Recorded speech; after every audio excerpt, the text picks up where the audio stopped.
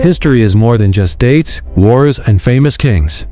At its core, history is the story of humanity, how people lived, how societies developed, and how past events shaped the world we live in today.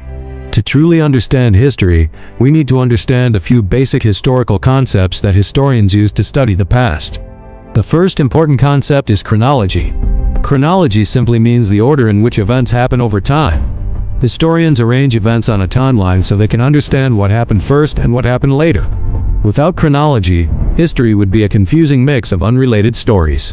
By placing events in order, historians can see patterns and connections between them. Another key concept is cause and effect.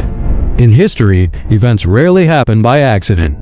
Most historical events occur because of certain causes, and they lead to specific consequences. For example, economic problems, political tensions, or social inequality can lead to revolutions or wars. Historians study these causes to understand why events happened and what effects they had on societies. The next concept is change and continuity.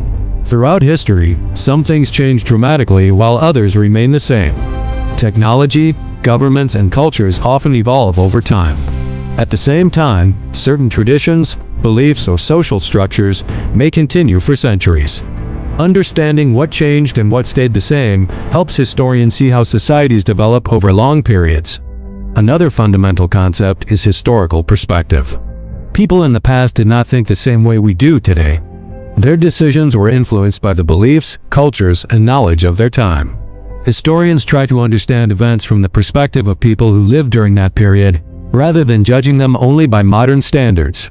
This helps create a more accurate picture of the past. Evidence is also central to the study of history. Historians rely on evidence to reconstruct past events.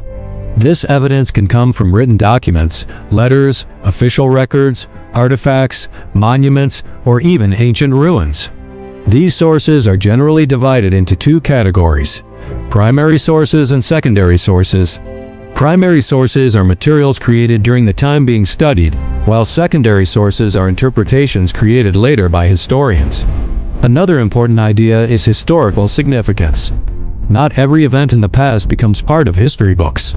Historians choose events that had a major impact on societies, influenced large numbers of people, or led to important changes.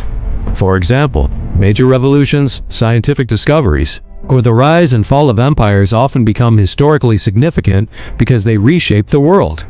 There is also the concept of interpretation. History is not always a single fixed story.